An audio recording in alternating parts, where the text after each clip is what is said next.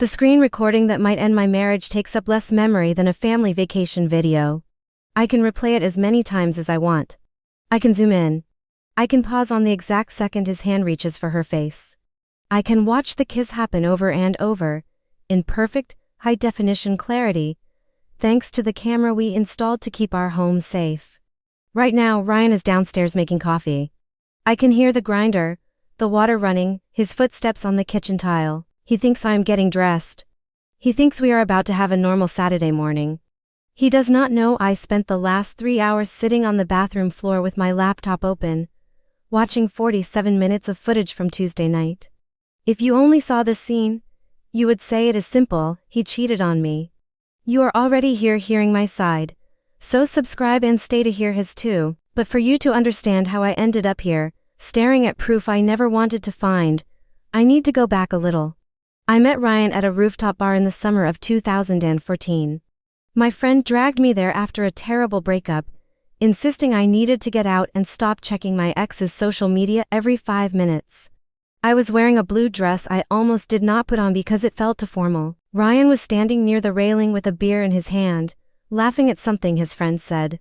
When he looked at me, he did not do that thing most men do where they scan you from head to toe. He just smiled like he already knew me. He walked over and said, "You look like someone who is about to leave but really does not want to." He was right. We talked for 3 hours straight. He told me about his job as a project manager at a software company. I told him about my work in graphic design. He asked real questions. He remembered details. When the bar closed, we walked 6 blocks to an all-night diner and ordered pancakes neither of us ate because we were too busy talking. Our wedding was small, just family and close friends, in a garden outside the city. I remember standing under the wooden arch covered in white flowers, looking at him in his gray suit, thinking this was the safest I had ever felt. He promised to choose me every single day. I promised the same. We meant it. The first 2 years were everything people say they should be. We moved into a small house with a yellow front door and a backyard that needed work. Ryan would come home from long meetings and still find energy to help me paint the guest room or fix the leaking faucet. We traveled to the coast one summer and spent 5 days in a tiny cabin with no internet. We cooked together. We made love on the porch at dawn. We talked about having kids someday, about growing old in that house. When our daughter Emma was born 3 years after the wedding, Ryan cried in the delivery room. He held her like she was made of glass. He learned how to change diapers, how to calm her at 2 in the morning when she would not stop crying, how to sing the lullaby his mother used to sing to him. I thought we were building something permanent. But somewhere between Emma starting preschool and Ryan getting promoted to senior manager, things shifted in ways I could not name at first. He started working later. He started checking his phone more. He started saying I am tired when I asked how his day went, instead of telling me stories like he used to. I thought it was just stress. I thought it would pass. I thought we still had time. The first real crack showed up on a Wednesday night in late September. Ryan came home at 9:30, which was not unusual by then, but he was smiling at his phone as he walked through the door. Not the distracted scrolling smile, the private joke smile. The kind that makes you feel like you are outside something. "What is so funny?" I asked from the couch where I was folding laundry. He looked up, startled, like he forgot I existed for a second. "Oh, just a meme someone from work sent. You would not get it. It is an inside thing." An inside thing. I let it go. But I noticed he put his phone face down on the kitchen counter, which he never used to do. I noticed he showered as soon as he got home, which also felt new. I noticed he started dressing better for work, wearing the navy shirt I bought him for his birthday instead of saving it for weekends. 2 weeks later, I asked him who he was texting at dinner. Emma was telling a story about her day at school, and he was half listening, typing with one hand under the table. "Just coordinating a project deadline with the team," he said, not looking up. "Can it wait?" I asked. He put the phone away but sighed like I was being unreasonable. "Sophia, I am managing 3 projects right now. I do not get to choose when people need me." That word, need, stuck with me. It felt like he was saying someone at work needed him more than we did. A month later, I brought it up directly. We were in bed, backs to each other, the kind of position that becomes default when you stop trying. "Do you feel like we are okay?" I asked the ceiling. What do you mean? I mean us. You and me. You have been distant. He rolled over to face me, but his expression was more annoyed than concerned. Sophia, you are overreacting. I am working hard so we can have the life you want. I am here every night. I am not doing anything wrong. I am not saying you are doing something wrong. I am saying I miss you. I am right here. You know what I mean. No, I really do not. You see problems where there are none. That phrase, you see problems where there are none, became his favorite response whenever I tried to talk about the distance growing between us. He said it when I asked why he stopped kissing me goodbye in the mornings. He said it when I mentioned he forgot our anniversary dinner reservation. He said it when I wondered out loud why he never wanted to have sex anymore unless I initiated it. And even then, he seemed distracted, somewhere else. I started doubting myself. Maybe I was overreacting. Maybe all marriages went through phases like this. Maybe I was the problem for noticing too much. Back then, I thought that word overreacting was just annoying. I did not know it would become the weapon he used every single time I got close to the truth. The spiral started small. I would check his phone when he was in the shower, heart pounding like I was committing a crime in my own marriage. I found nothing. Clean text threads, work emails about deadlines and budgets. No smoking gun. But I also noticed he started using his laptop more, and he always closed it when I walked into the room. I made excuses to go through his jacket pockets. I found nothing but receipts for gas and coffee. I checked the car for perfume smells or unfamiliar objects, nothing. I even installed a shared location app on our phones under the guise of safety for Emma, and he agreed without hesitation. When I checked it, he was always where he said he would be. The office. The coffee shop near work. The gym on Tuesday nights. The absence of proof made everything worse. I felt insane. I could not eat properly. I would lie awake at 3 in the morning running through scenarios in my head. Was he deleting messages? Did he have a second phone? Was I inventing a betrayal that did not exist because our marriage had simply become boring? I started losing weight. Dark circles appeared under my eyes. Emma asked me once why I looked so sad all the time, and I lied and said I was just tired from work. My best friend asked if everything was okay, and I told her everything was fine because how do you explain that you are obsessed with finding evidence of something you cannot name? One Saturday, I followed him. He said he was meeting a colleague for coffee to go over a presentation. I parked 3 cars behind him at the coffee shop and watched through the window. He was alone, working on his laptop, drinking black coffee. No secret lover. No suspicious meeting. Just my husband, doing exactly what he said he would do. I sat in my car afterward feeling pathetic. What was I becoming? What was I doing to myself? But the same night, I checked our credit card statement and found a charge for $83.60 at a florist I did not recognize. When I asked him about it, he said it was for flowers for his mother's birthday, which was true. I called his mother the next day to confirm, pretending to ask what she thought of the arrangement. She loved them. Another dead end. Then I found a charge for a hotel restaurant bar. $112 on a Wednesday night 2 months ago. I asked him about it over breakfast, trying to keep my voice casual. Oh, that. We had a client dinner. The company reimbursed me. I forgot to mention it. Who was there? Me, Dave, and Kelly from the design team. Why Kelly? A name I had never heard before. No reason. Just curious. He went back to his toast like nothing happened. But I spent the rest of the day Googling Kelly at his company, finding her LinkedIn profile, staring at her picture, wondering if she was the reason my marriage felt hollow. I thought the worst thing that could happen was discovering nothing. I was wrong. The worst was still waiting in a digital file I had not opened yet. It was a Tuesday night in early November when everything came apart. Ryan texted me at 6:30 in the evening, running late. Giving a coworker a ride home. She lives near our side of town. Be back by 8. I texted back, okay. Drive safe. I fed Emma dinner, helped her with her homework, gave her a bath, read her 2 chapters of the book we were working through together. By 8:30, Ryan still was not home. I texted, everything okay? He replied, yeah, sorry. Got caught up talking. Leaving now. He walked in at 9:15. Normal smile. Normal kiss on my forehead. Normal question about whether Emma was asleep. He smelled like his usual cologne, nothing out of place. He went upstairs to change, came back down in sweatpants and a t-shirt, and settled on the couch with his laptop to finish some work. I was loading the dishwasher when my phone buzzed. A message from our neighbor, Linda, to houses down. Hey Sophia, is everything okay?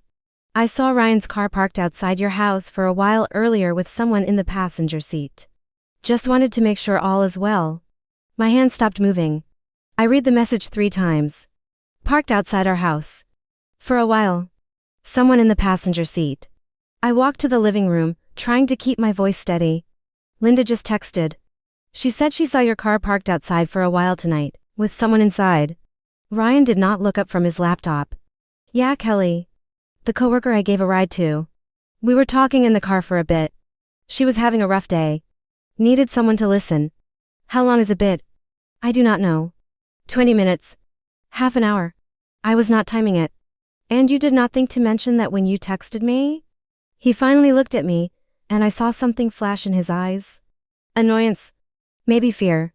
Sophia, what is this about? I told you I was giving her a ride. That is exactly what I did. I went upstairs without answering. In our bedroom, I pulled out my laptop and opened the app for our home security camera. We installed it 6 months ago after a break-in happened 3 streets over. It points at the driveway and part of the street. I never thought I would use it for this. I scrolled back to 6:45 in the evening. There was Ryan's car, pulling up to the curb in front of our house. A woman in the passenger seat. Dark hair, I could not see her face clearly from that angle. They sat there. And sat there. I watched the timestamp tick forward. 7 minutes. 15 minutes. 25 minutes. At 7:32, the interior car light came on briefly, and I saw Ryan lean toward her. I saw her lean toward him. I watched them kiss. It lasted 5 seconds, maybe 6. Then she opened the door, got out, and walked down the street. Ryan sat in the car alone for another 8 minutes before driving into our driveway and coming inside. 47 minutes. Not 20.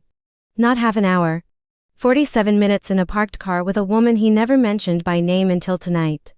And a kiss. A deliberate, clear, undeniable kiss. I sat on the bathroom floor with my laptop, replaying the footage. I watched the kiss 10 times. 15 times. I zoomed in until the pixels blurred. I wanted it to be something else. A trick of the light. A misunderstanding. But it was exactly what it looked like. When I finally went downstairs, it was past midnight. Ryan was still on the couch, now watching something on his phone. We need to talk, I said. He looked up. Okay. What is wrong? I put the laptop on the coffee table and hit play. His face went white. He watched the screen in silence. When the kiss happened, he closed his eyes. Sophia, I can explain. Then explain. It just happened. It was not planned. She was upset about her divorce, and we were talking, and it just happened. I swear it only happened once. Once that I have video proof of. There is nothing else. I promise. You said you were in the car for 20 minutes. It was 47. I was not paying attention to the time. You said you gave her a ride home. You parked in front of our house. She lives 2 streets over. I dropped her close. You kissed her in front of our house. While I was inside with our daughter, he stood up, hands shaking.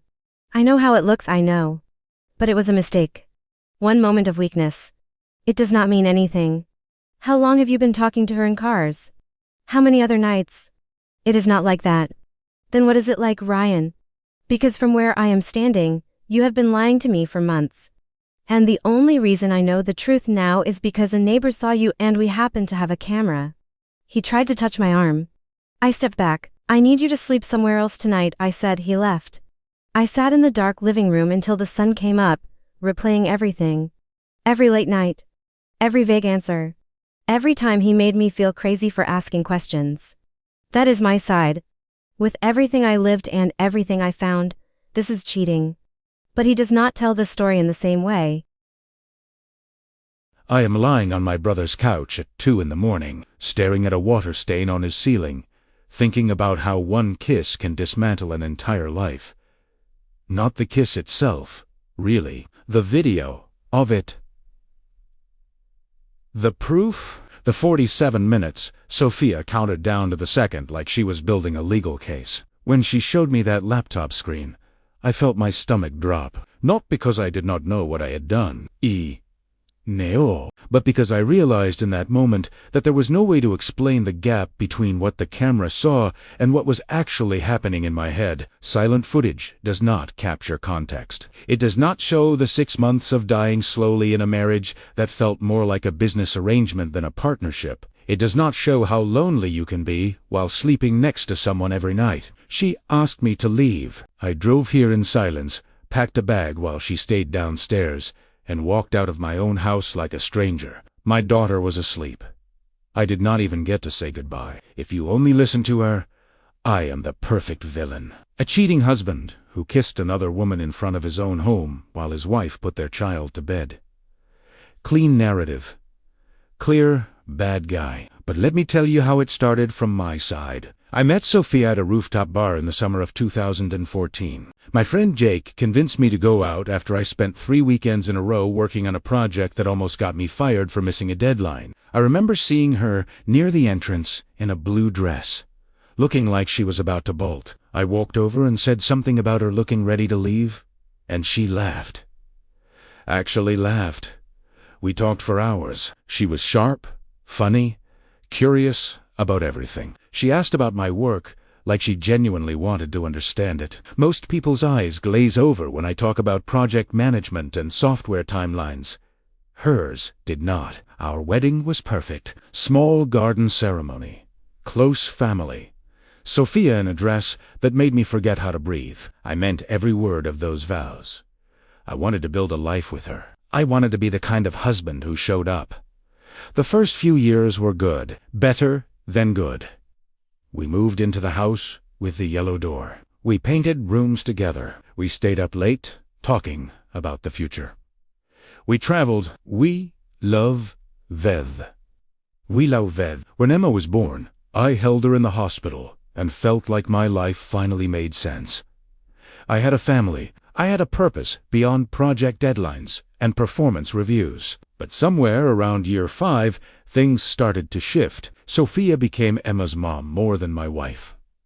I do not mean that as an insult. She was an incredible mother, but when I came home from work, she would update me on Emma's day like I was receiving a report. Did she eat her vegetables? Did she finish her homework? Did I remember to pick up diapers on the way home? I was not her partner anymore. I was another task on her list. I tried to talk to her about it once. We witty in bed, the kind of silent bed where you both pretend to be asleep, but you are actually miles apart in your heads. Do you feel like we are okay? I asked. What do you mean? Ese. You and me. I feel like we only talk about logistics. She sighed. Ryan, I am exhausted. I spend all day managing a 4-year-old and trying to get work done. When you come home, I need you to help. Not need emotional support. I am not asking for emotional support. I am asking if you even see me anymore. I see you every day. You know what I mean? Actually, I do not. You are era. You have a family. What more do you want? What more did I want? I wanted her to ask about my day and actually listen to the answer. I wanted her to look at me the way she used to. Like I was interesting. Not just useful. I wanted to feel like I mattered as more than a paycheck and a co-parent. But I did not say any of that. I just rolled over and pretended to sleep. Work became the place where I felt competent, where people valued my opinion, where I was more than someone who forgot to buy milk or left dishes in the sink. I started staying later, taking on more projects, volunteering for the complex accounts that required late meetings and client dinners.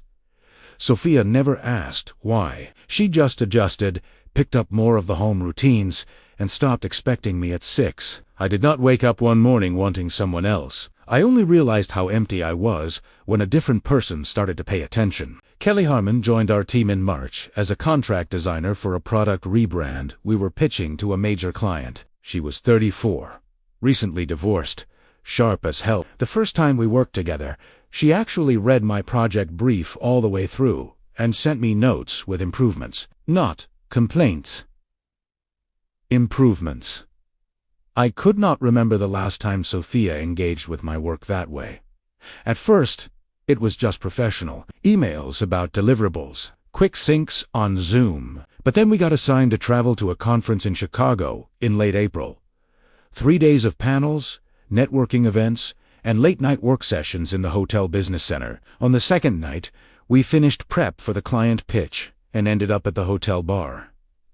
We were supposed to have one drink. We stayed until the bar closed at 2 in the morning. We talked about everything. Her divorce, my marriage, the gap between who we thought we would be at this age and who we actually were. She told me about her ex-husband, how he stopped seeing her as a person and started seeing her as a supporting character in his life. I told her I felt invisible at home. She did not tell me I was overreacting. She did not dismiss it. She just listened. Nothing physical happened that night, but something shifted. Door opened. After Chicago, we started messaging outside of work threads. Jokes at first. Memes, then longer conversations late at night when I could not sleep and Sophia was already in bed, facing the other direction. Kelly would ask how my day was, and I would actually tell her, not the surface version, the real version. She would tell me about her day, her fears about starting over at her age, her worry that she wasted her 30s on someone who did not love her the way she needed. I started looking forward to work in a way I had not in years. Not because of the projects, because of her. In June, we had another work trip, Seattle this time. For a client kickoff, the night we closed the deal, the team went out to celebrate. Kelly and I ended up walking back to the hotel together.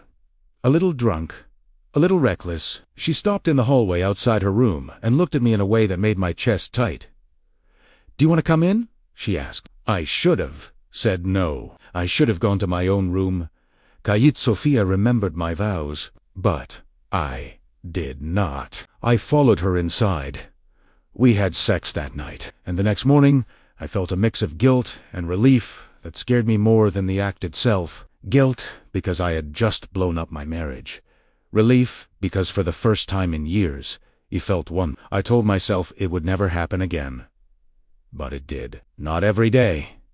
Not even every week. But whenever we worked late or traveled for a project, the door was open. I justified it by telling myself my marriage was already over. Sophia and I were roommates raising a kid. This thing with Kelly was not the cause of the problem. It was the symptom. I told myself it would never happen again. But the truth is, once you open that door, you cannot pretend the house is still the same. The night Sophia found the video, I had given Kelly a ride after a late project meeting. That part was true. She does live 2 streets over from my house, which is why I offered in the first place. What I did not mention in my text to Sophia was that Kelly had been crying in the office bathroom for 20 minutes before we left. Her ex-husband was trying to reduce his child support payments, and she was terrified about losing her apartment. We sat in my car outside my house because I did not want to drop her off at her place when she was that upset. I wanted to make sure she was okay. We talked about her divorce, about how unfair the legal system felt, about how lonely it is to rebuild your life while everyone else seems to have theirs figured out. I was not planning to kiss her. It just happened. She leaned her head on my shoulder. I turned to say something. Our faces were close, and then we were kissing. It lasted maybe 5 or 6 seconds before I pulled back. I told her it could not happen again, that I needed to figure out my marriage before I could keep doing this. She nodded, got out of the car, and walked home. I sat there for another 8 minutes trying to figure out what the hell I was doing with my life. Then I went inside, kissed Sophia on the forehead like nothing happened, and pretended I was fine. When she showed me the video, I saw how it looked. Guilty, deliberate. A husband cheating on his wife 40 feet from his own front door, but from inside the moment, it felt different. It felt like the final crack in something that had been breaking for years. The other evidence she probably found, or will find, tells the same complicated story. The florist charge was for my mom, but I also sent flowers to Kelly once after her dog died. That charge I covered with cash, so it does not show up. The hotel bar receipt was partly a client dinner, but Kelly was there too. We did not list her on the company reimbursement because it would have raised questions. The late nights I said were work. but they were also excuses to spend time near someone who made me feel like I mattered. I am not going to sit here and say I did nothing wrong. I crossed lines. I lied by omission. I kissed someone who was not my wife. Moretananse. And I let an emotional affair turn into a physical one. But I am also not going to pretend the marriage was fine before Kelly. Sophia stopped seeing me years ago. I became a function, not a person. I was the guy who brought home a paycheck, fixed the leaking sink, and stayed quiet when she was too tired to hear about my day. Does that justify what I did? No. But does it explain it? Maybe. She calls it cheating. I call it the consequence of a marriage that was already broken. You decide. 6 months after the night Sophia played the video, they are both still living in separate places. She kept the house. He rented a small apartment downtown, the kind of place with thin walls and no storage, where every sound reminds him he is alone. Sophia goes to therapy every Thursday at 4 in the afternoon. She talks about trust and trauma and how to explain complicated adult feelings to a 6-year-old. Emma asks when Daddy is coming home, and Sophia tells her they are figuring things out. Emma stopped asking as many questions after the 3rd month. Kids learn fast when a subject hurts too much to press. Ryan sees Emma every other weekend and Wednesday nights for dinner. He takes her to the park and the movies and buys her toys he knows Sophia will find excessive. Emma hugs him hard when he drops her off and does not ask why he does not come inside anymore. He sits in his car afterward watching the yellow front door close and wonders if he will ever walk through it again. Sophia has not started dating. She has had offers. A guy from her gym, a colleague who always liked her. But the idea of letting someone new see her feels impossible. She still checks her phone at night sometimes, scrolling through old photos of Ryan, trying to pinpoint the exact moment they lost each other. She has not found it yet. Ryan still works with Kelly. They do not talk the way they used to. After everything blew up, she transferred to a different project team. They pass each other in the hallway and nod politely. Professional, distant. He wonders sometimes if she thinks about him the way he thinks about her, or if he was just a chapter she has already closed. He has been on 2 dates since the separation. Both women were nice. Both asked about his marriage. He gave the same vague answer each time. It did not work out. Neither called him back. He does not blame them. The camera footage still exists on a hard drive in Sophia's closet. She has not watched it since that night, but she has not deleted it either. Evidence or insurance or maybe just proof that she was not crazy, that what she felt was real. They have not filed for divorce yet. They have not reconciled either. They exist in the strange middle space where neither person knows what the truth is anymore, just that it is too heavy to carry alone. In the end, the receipts were real, the distance was real, and so were the lies. After hearing her side and his side, who do you believe is closer to the truth? Was this clear cheating, a gray area, or a marriage that was already dead long before the proof showed up? Tell me in the comments, her side, his side, or no one is clean. If you like long, messy marriage stories where the truth does not fit in a single version, subscribe, leave a like, and share this with someone who loves hard questions about love and betrayal.